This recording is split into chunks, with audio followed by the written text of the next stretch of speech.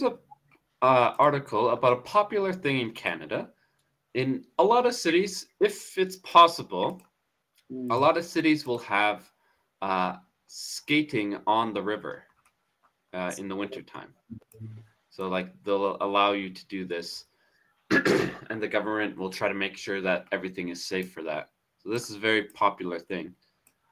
However, I guess it was closed down in Ottawa for a while, but finally they've opened it since 2022. So there must have been a problem in 2022 and 2023 that they didn't allow it, but this year they brought it back. So we're going to talk about skating on the river. There we go. After nearly 700 days of paper ice, the radio can has the opened for the skating again. Yeah, and this is just the canal, right? The redo, yeah, Rideau, I forget, but that's just talking about the water. Yeah, the water. So for basically 2 years, right, 700 days, they didn't have good enough ice to skate. After Inter Ali announcing the skyway would open at 9 a.m. Sunday, the National Capital Communication NCC published an update on their website, announcing the launch had been passed back to 12:30 p.m. So, of course, they were gonna just open on Sunday. However, they're like, it's not perfect yet. We'll push it to not the morning of Sunday, but the nighttime or the lunchtime of Sunday. So let's slow it down a bit. Yeah. Oh. Come on. Oh. The skate way needs a bit more time to fully face after overnight voting. The NCC said in a post on X, formerly known as the Twitter. Mm-hmm. So, oftentimes now, people are looking to Twitter for like quick updates on things, or at least when it comes to government things, because it's normally pretty quick and people will see it right away. So that's what most people do now for the government. So they will post on Twitter saying, "Hey, we're good to go now. You can finally come," or "Oh, we need a bit more time," or whatever. So Twitter's very often used. According to the NCC, the public will be able to skate on the station between 5 Avenue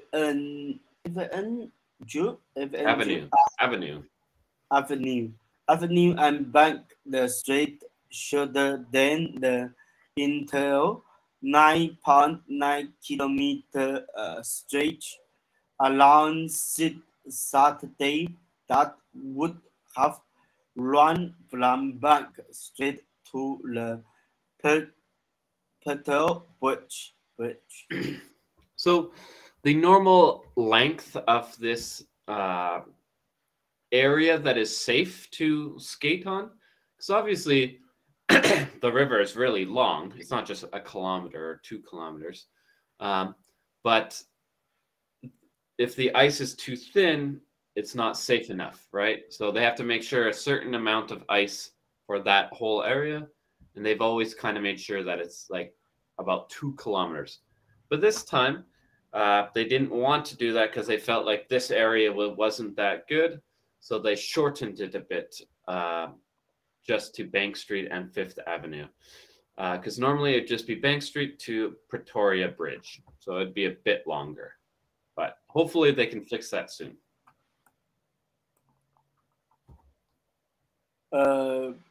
Baby Toss kiosks will also be open. Both skate retail are not yet available, the NCC said. So this is a business that will sell you or let you rent skates. So you don't have to bring your own. You can just go there, put skates on, start skating around for fun, bring them back, and then go home. So it's a nice little thing. Also, it would have a little bit of food and warm drinks and stuff like that. However, they said they don't have the skates ready yet. So it'll still have the food and the drinks and stuff, but no renting yet. You have to bring your own skates for now. In a statement Saturday, NCC CEO Toby Nussbaum said he was thrilled that the Scareways 54 section would soon be underway.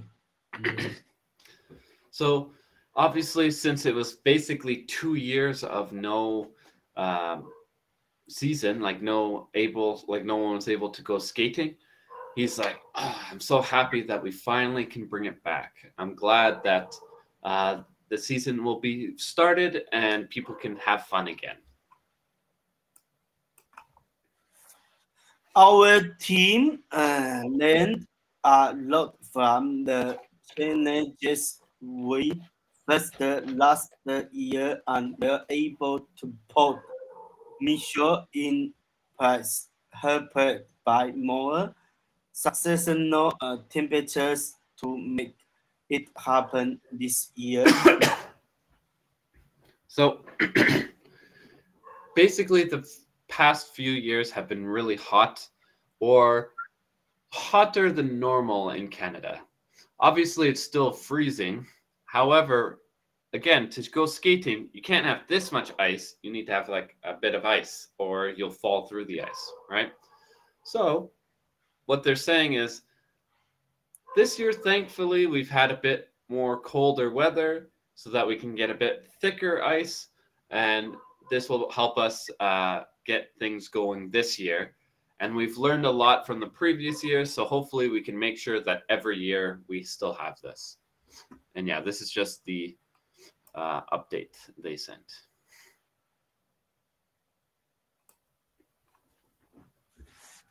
Last year's warm, wet winter meant the 7.8 kilometer skate way didn't open at all for the first time in its more than 50 years history. The lack of the Ottawa's ice iconic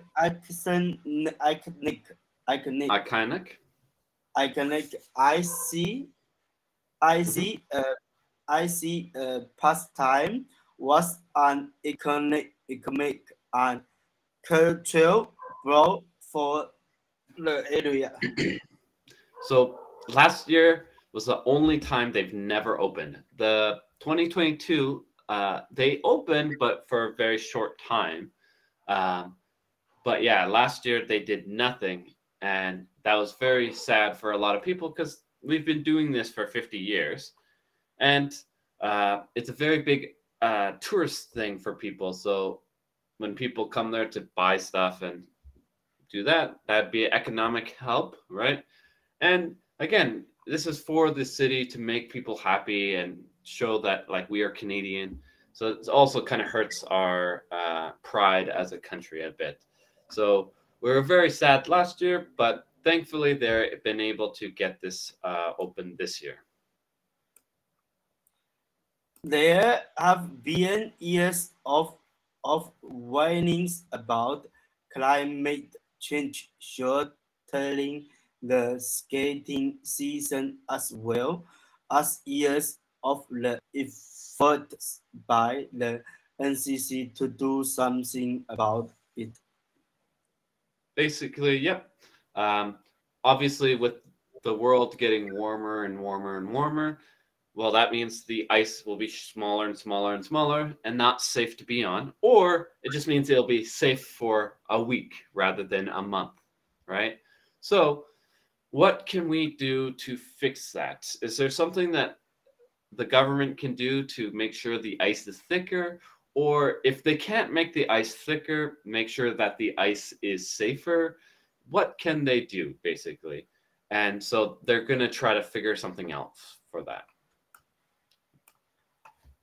COVID-19 new laws also hang over the canal in the two most recent skiing seasons. So remember in 2022 and 2023, there was no skating. So in 2020 and 2021, that's when there was COVID-19 rules causing problems as well, right? So for I guess 4 years now, they've struggled a lot with this, again, famous and fun thing for the people. So hopefully they can fix this. The ice needs to be at least 30 centimeters check before the canal can open the safety and even sink if the quality is poor. Yeah. Quality is So yeah, I think 30 centimeters. And if it's bad ice, like the ice is like cracking and stuff, you probably want a bit more than that. So you need quite a lot of ice. And this is why it sometimes doesn't happen. Every year we'll get ice, but if we only get this much ice, it's not enough. So that's kind of the problem that they've had for the last few years. And yeah, looks like a lot of fun skating around. oh. Water station will client data. Collect data. This the winter stayed out mean as well. Cloud temperatures over the past 2 weeks can be combined with excellent work by NCC clouds means there's a stretch that's now strict enough for state public stating the commission said in its statement. Yep. So basically, the government's been saying that thankfully, I know we've had a warm winter so far, but thankfully, the last 2 weeks got really cold. I believe it was like minus 15, minus 20 in Ottawa for the last 2 weeks. And to make sure that the ice is high quality and thick, the workers have been out there making sure that it's even. Because what you can do is because the ice will slowly freeze and the top ice will make it harder for the bottom ice to freeze. But if you pour more water on top of the ice, it will freeze faster. And so that's what these workers have been doing to make sure the ice is thick enough. Is they're adding more water onto the top to freeze faster. Scare tests were also the award the station class setting environmental date this year. The NCC said. So now that they're looking at, because after 2 years of no season, they've started to be like, okay, what happened those 2 years versus this year? We were able to do it this year. So what can we do to kind of make sure that even if we're having a bad winter for it, that we can still get it going. So they're finally looking at the data. That data will be used to the climate models predicting climate change if if case on the ways performance and Resilience. resilience including to the statement. Yeah. So if we have this data from the past now and we can see how much it's changing every year, we can slowly figure out, oh, what's next year going to be like? What's the year after that going to be like? Or what can we guess? And if that's the case, that it's going down and down and down, what can we do to stop that or make it eat better or whatever? Oh, and we're done. Okay. Let's find a new one.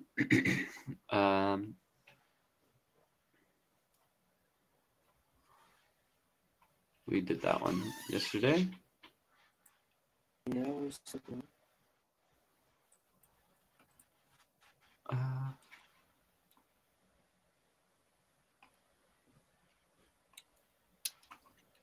was the... This should be an interesting one. Schools. So, schools in Canada have certain food bans because of allergies or stuff like that. And so forever, I've not, like when I was in school, I've not allowed to bring nuts like peanuts or cashews or whatever. I was not allowed to bring them because they were seen as dangerous for someone else who might have an allergy. Even if the school didn't have someone like that, we still banned it. However, it sounds like some schools are changing that. So hopefully in the future, people can eat what they want to eat again. So let's find out what's going on for the schools. As White House in the Yukon, at White House, students break waters and food contains from their lunch box, something the unfamiliar to most Canadian schools. Emergence as melting of miscast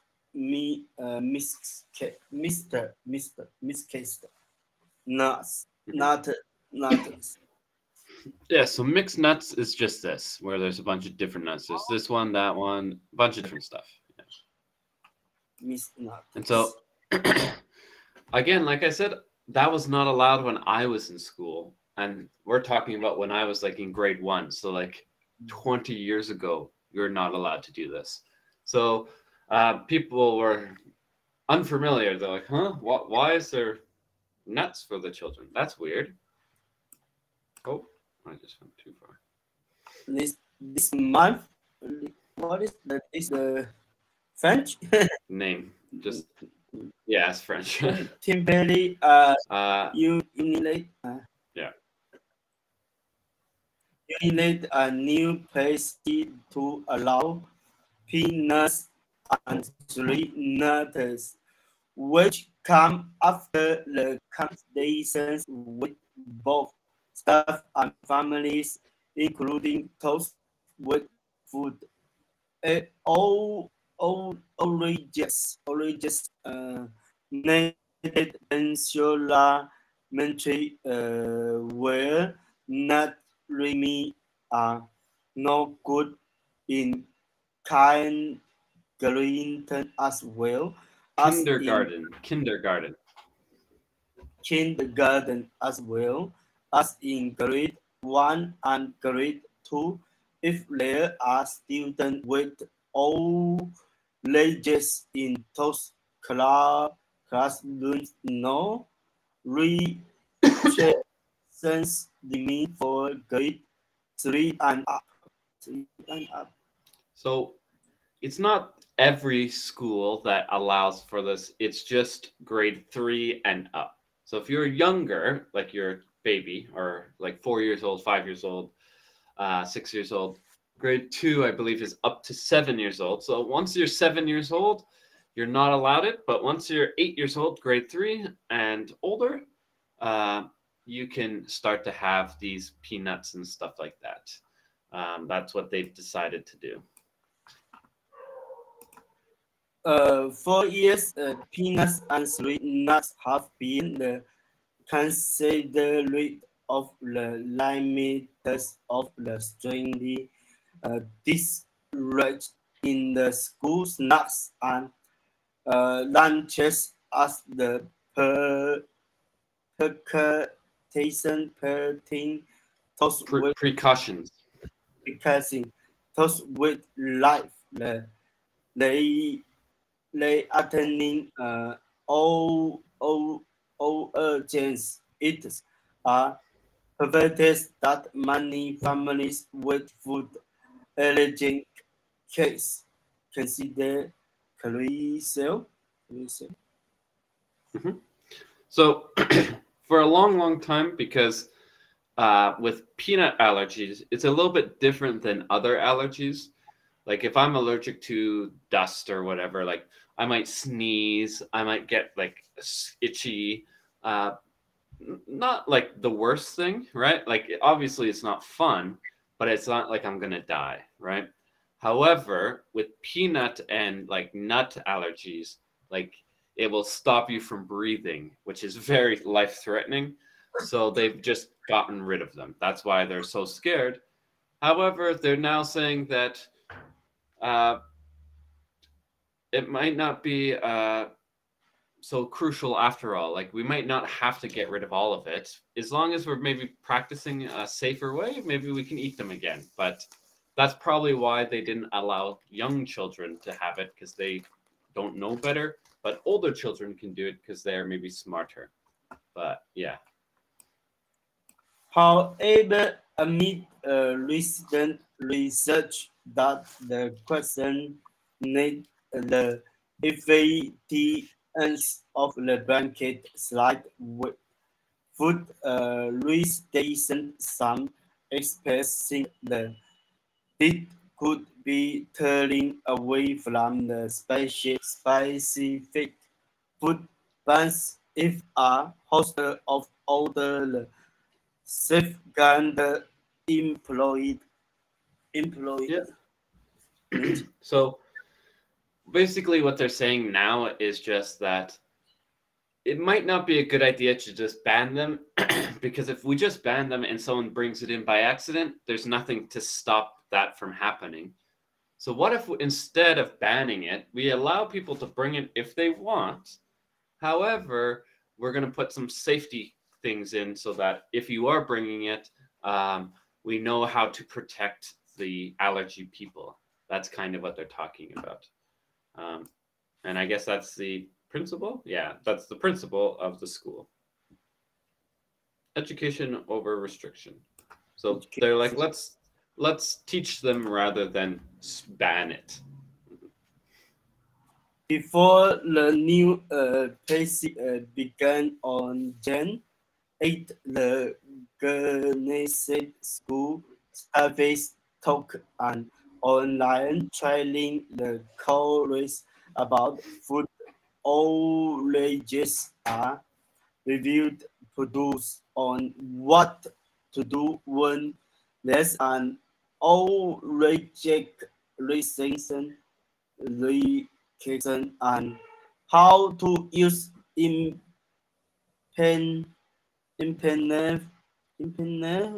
what is although ingester they also went over with students the importance for the washing hands, not stealing food and cleaning desks and tables once lunch is done. This is a special medicine.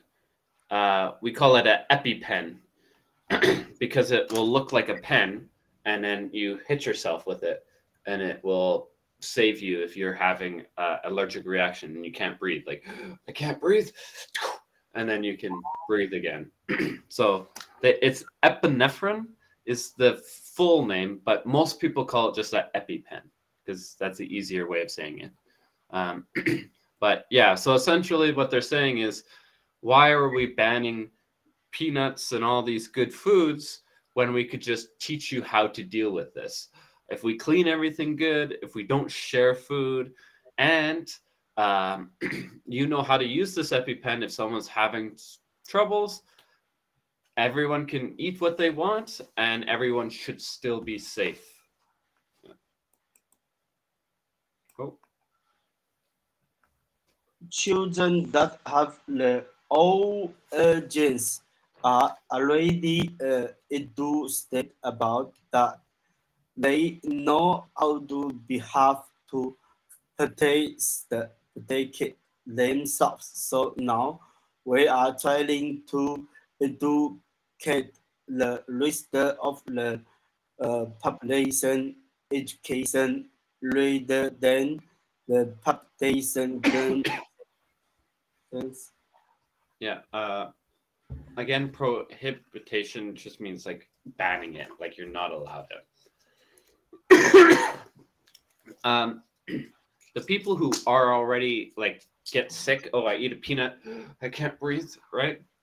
If that's how you are already, you probably know how to deal with it, right? Because you've seen that you have this problem and hopefully you can fix it in the future, right? However, most other people don't know what to do. And so that's what the teacher is saying is, why are we relying everything on the 7-year-old, the 8-year-old who has to do everything themselves when we could teach the other students, teach the other teachers, principal, blah, blah, blah, to make sure that everyone knows how to help that person if anything bad happens. Yeah. Okay.